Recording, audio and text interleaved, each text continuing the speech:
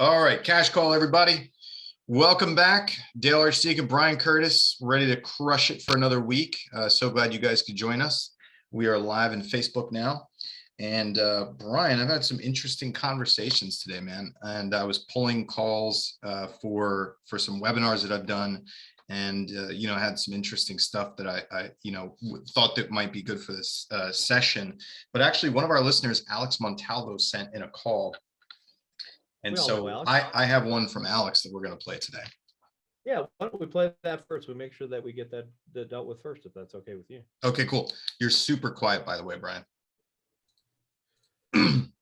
Your sound is not with us. I don't know how to fix that. Is it any better now? Alex, yeah, that's better. Yeah, that's definitely better. Let's see. Alex is on. Alex, I'm going to bring you up here, Alex. I want to ask you a question about this before I play it.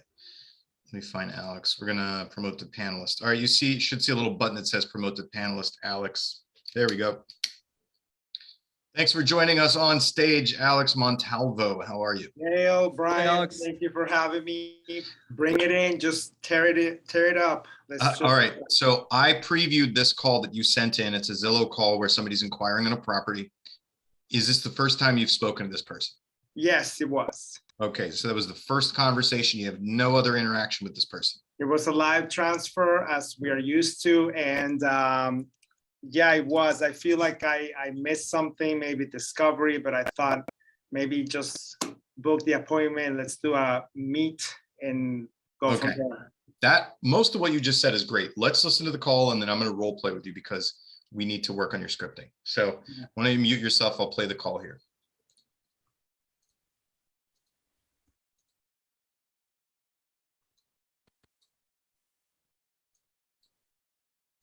Hi, how are you? Great. So I understand that you wanted to see the one on Megan Avenue in West Hills? Yes. Mm-hmm. Can I ask you a few questions, Laura? Sure. How long have you and your family? Okay, now this is super weird, okay?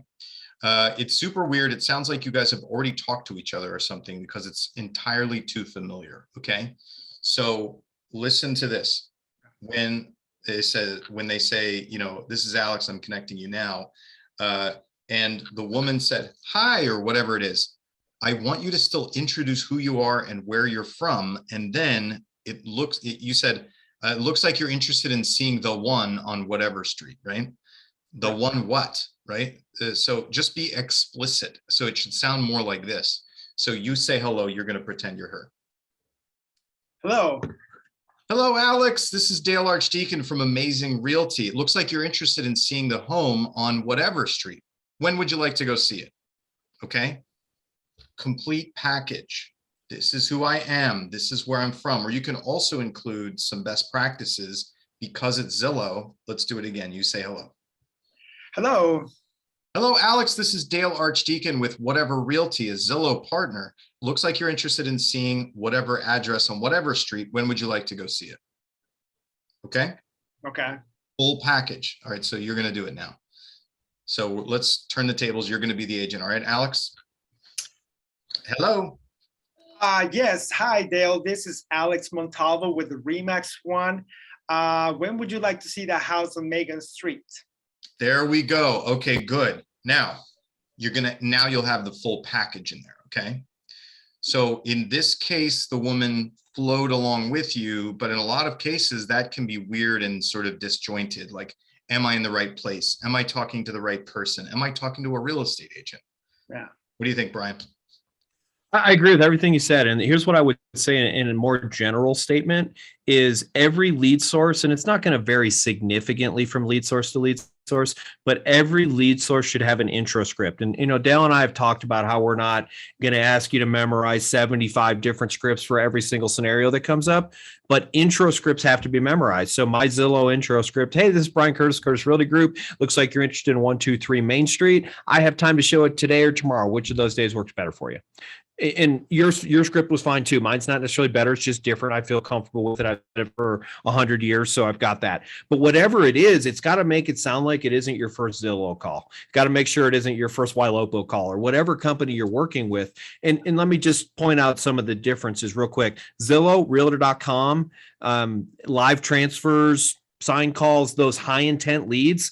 set the appointment. That's what they're calling for. And if they don't want to see the appointment, they'll tell you, no, I just got a couple of questions. Great. What are your questions? And then things like pay-per-click and Facebook, we need a little bit more subtle script. And I kind of stole this from Barry Jenkins and tweaked it my own way. But basically, hey, it's Brian Curtis, Curtis Realty Group. I saw you were searching on our website. I'm just checking in and just wondering if you are looking to make a move soon or if you're just window shopping. So either of those and it's fine, but no matter what, make sure that you say the same exact thing over and over and over again, because here's the thing. Someone's going to throw you off. All I know is I know to do this. My brain says Zillow lead, I say this, pay-per-click, I say this, Facebook, I say this. So, and again, that's for you, Alex, but for everybody who's listening, you got to memorize intro scripts. It's got to sound like you've done it a million times. Yep. Now let's go to some finer points in this. Okay, Alex. So you understand that your intro wasn't clear. It needs to be clear. You should be able to do it in your sleep. Okay. And then listen to what happened.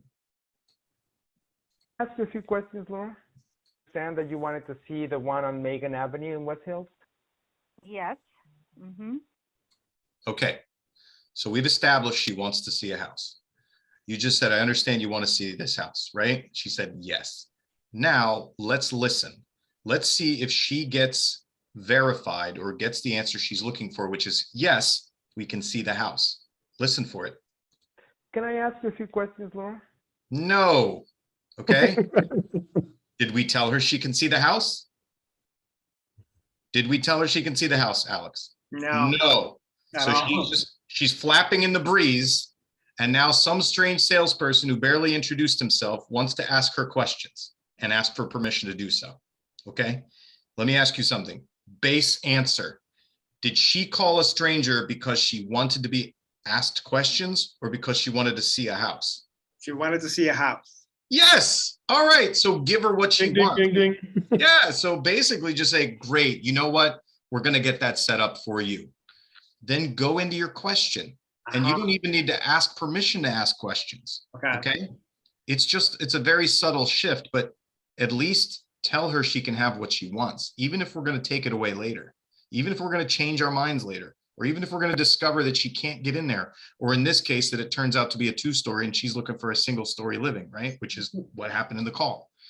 So just that little bit of closure, right, makes it less weird. And frankly, you don't need to ask people if you can ask them questions. Just ask them questions. Right. You're from California, not from New York, right? Yeah, I am. Everyone from New York's asking you if you can ask a question, right? You don't need to do that. You live in California.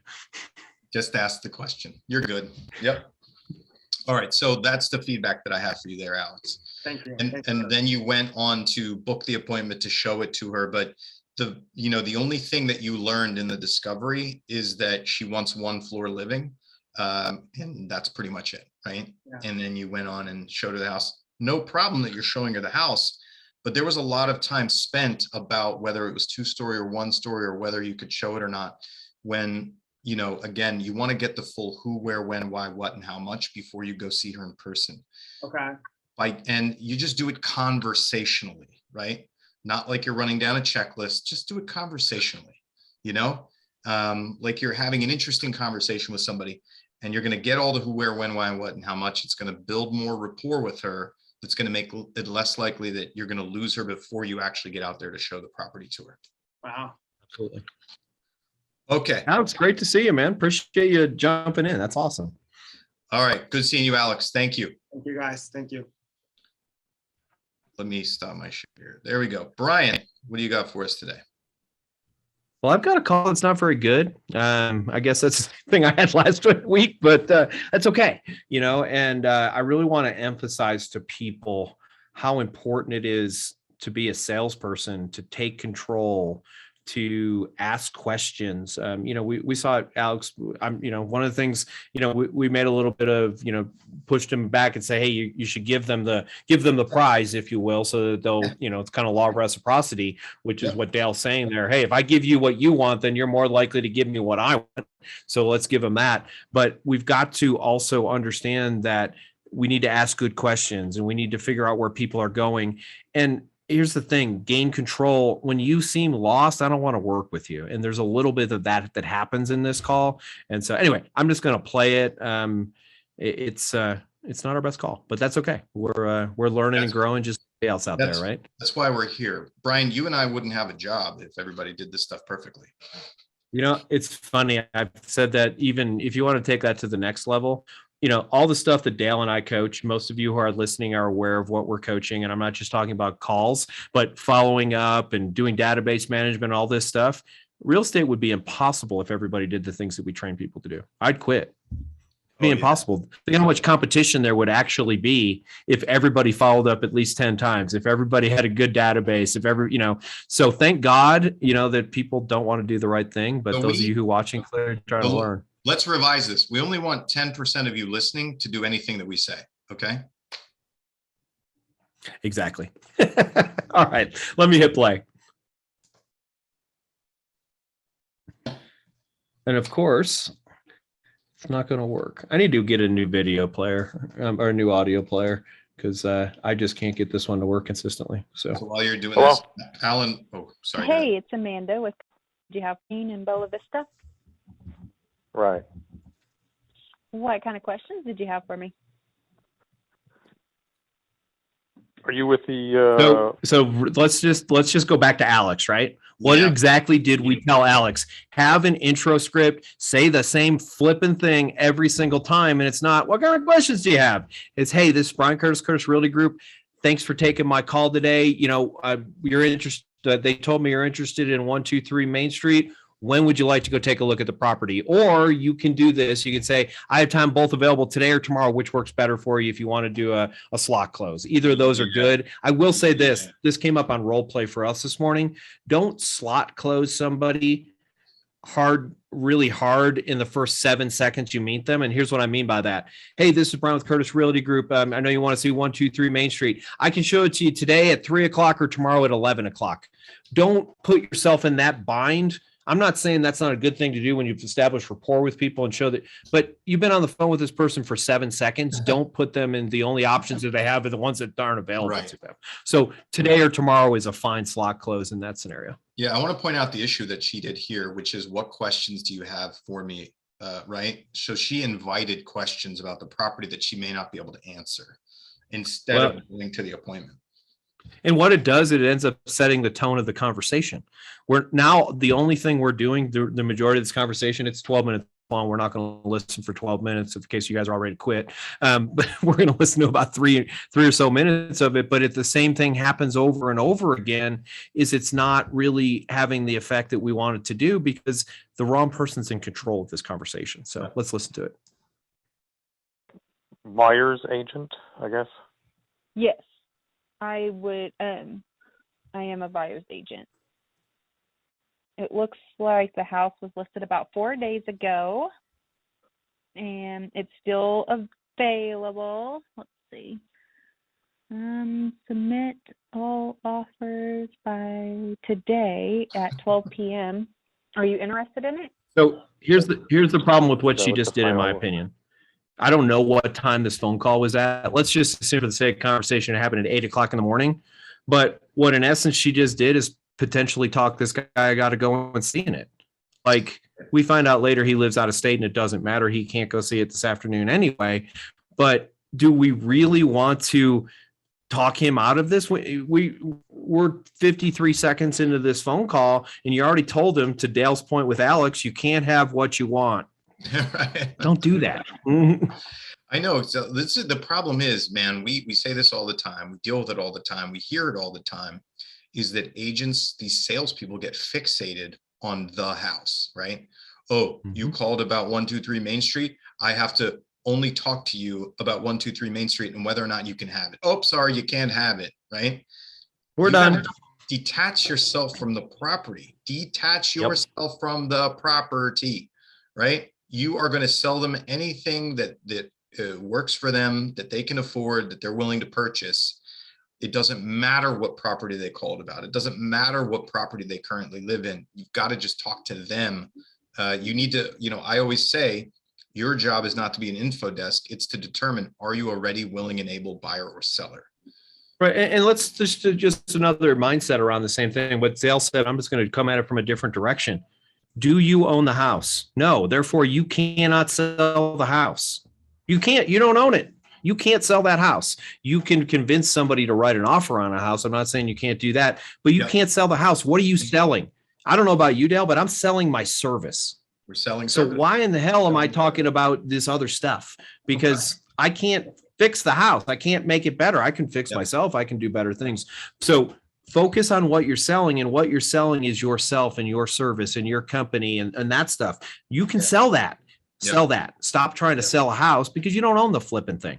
Right. The reason why Brian and I are harping on this is because then it causes you to say things like this, where you get fixated on the house and you predicate whether we can do or not do based on house.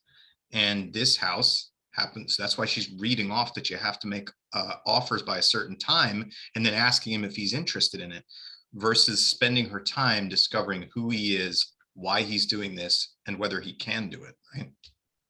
Absolutely. Listen to a little bit more. Supposed to be offered by today. Yeah, but I can text and see, because they may have just not gotten any, or they may have not gotten any that they like, and see if we can kind of slide in maybe. Right. Lee's super excited about that. Are you in Now, the if area right now? No, I'm out of state. Oh, okay. Where are you moving from? Minnesota. Oh, okay. I can kind of hear the accent. Are you from around here? No, from Minnesota. So here's a couple of things. If you're going to ask a question that's trying to figure out where someone's from, so instead of asking, are you from here? Hey, what's bringing you to our area? This guy lives in Minnesota. This leads from Arkansas.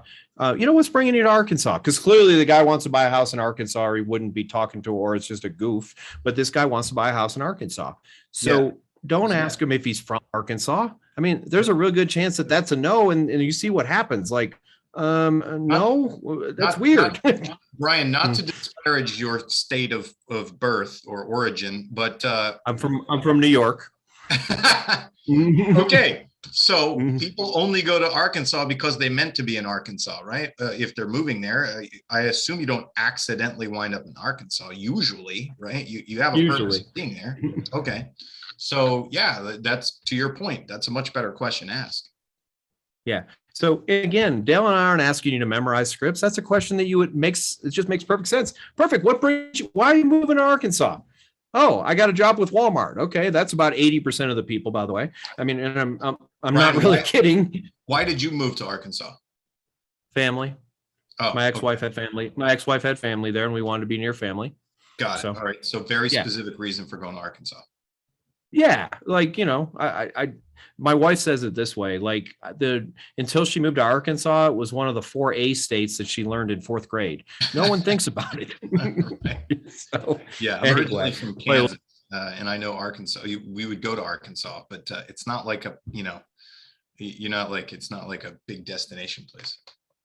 No, and again, it's the home of Walmart, so a lot of people move there because there's a lot of jobs either for Walmart or directly related to Walmart. So it's a pretty good guess if you're going to make one. I don't suggest you do that. You'd say, "Oh, so are you moving here because of Walmart?" You at least got about a 50% chance they're going to say yes to that. But I still wouldn't ask that. I would say, "What's bringing you to our great state?" Whatever, something like that. So it's not a 55 plus community, is it? No, sir, it is not. It is just a condo.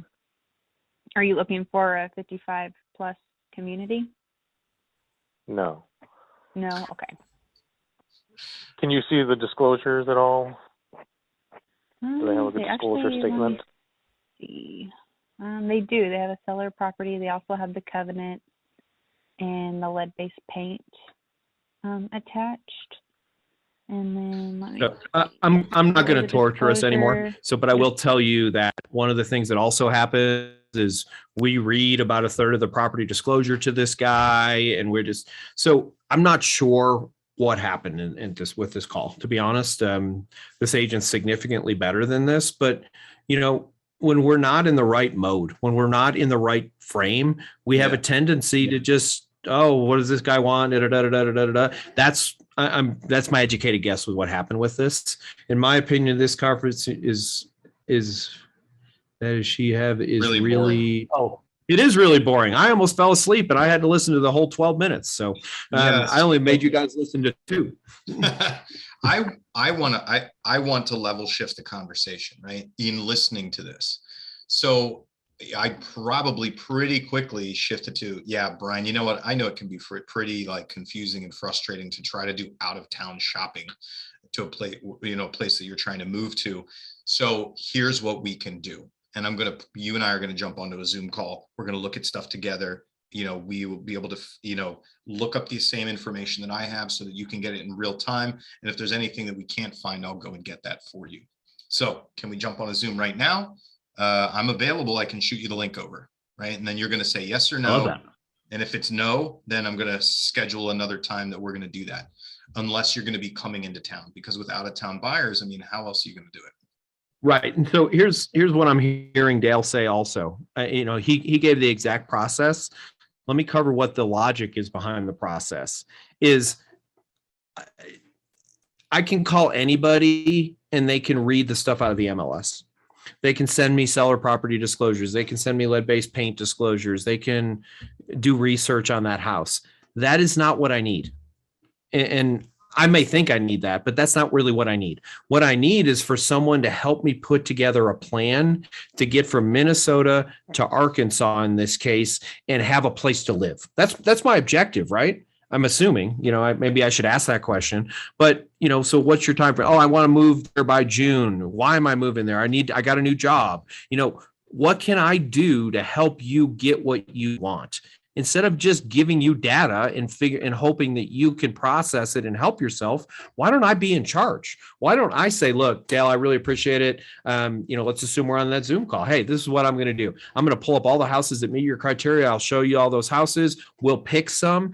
I can go do virtual tours if you don't have time to come here, or we can set up a time you can come over a weekend, whatever. But nonetheless, when I get off that call with that person, either this call or the Zoom call, they're going to know down to the minute our process, how it works, how it benefits them. And they're not going to want to talk to anybody else because I am on top of it. I am the guy who came up with a complete plan. They went from, I saw this house on the internet to now I have a plan to execute from moving from Minnesota to Arkansas from plan A to step A to Z. That's the guy I want to work with. I don't want to work with the guy who reads the information off of property disclosure. Yeah, I feel like she was just kind of nibbling around the edges on her questions, and I can tell she wants to do discovery with this person. She just wasn't, she wasn't all the way in there. She wasn't really penetrating well enough. And this happens sometimes where you're having a conversation with somebody and it's just you're not clicking, right? You can hear her ask a question and he gives a dead end answer that doesn't really answer the question. So stay in the moment. Listen to who you're talking to, reformulate your questions so that you can actually get it answered. And I would suggest you heard that guy's tone shift when she told him that offers had to be in by whatever time, right? And basically that he couldn't have it. That's when, his plane went into the trees after she did that. So that's why you don't want to do that stuff. And then it was like pulling teeth for her to have a conversation with him after that. Yeah. And that's why step one for me is always build some rapport, and the number one way to build rapport outside of mirroring and matching, which you guys all know, you've heard me say a million times, is to give somebody something that makes them a little bit happy. Like, perfect. We'll set up a time to go take a look at this house. With that in mind, let me just ask you a couple of questions so I can make sure that I understand what you want and so I can service your needs. Oh, and then we can go through and find out all the rest of this stuff. But I can tell you this, and I think a lot of salespeople don't look at this. Theoretically, I don't even know what the price of this house was. Let's say it's $300,000. I'm looking at a $300,000 property. I'm going to spend $300,000 of my hard-earned money. I want someone who knows what the hell they're doing. Like, I don't need to be a jerk about this because honestly, this is a great agent. We all have bad days, but I want someone who makes me feel like I don't have to worry about anything. Brian's going to make sure that I dot the I's and cross the T's and make sure I see every house and know I want them to feel unbelievably confident in my ability when I hang up the phone. And if you're not doing that with those people, here's the thing, give them a plan, give them organization, give them some place to go. I hate to say this, give them a task. Like I give my clients a task, guys, I'm going to send you every house that meets your criteria. Do me a favor, look at those tonight. And then tomorrow send me an email with all the ones that you're interested in. I tell them what to do. I literally give them homework. And you know what? No one's ever said, no, Brian, I don't want to do that. They just do it. Right. Good. That's excellent. Very good advice. So on that note, I think you just dropped the mic. Drop the mic. Excellent. All right, everybody. Thanks for joining us for Cash Call. We have 1 more minute. Oh, wait. Kathy Waters just gave us thank you hands. There you go. Thank you, Kathy Waters, for being here all the time. Yes, everybody. Thank you for your time. Good to see you. We'll be back again next week. Dale Archdekin and Brian Curtis for another riveting Cash Call. Bye. Thanks, everybody.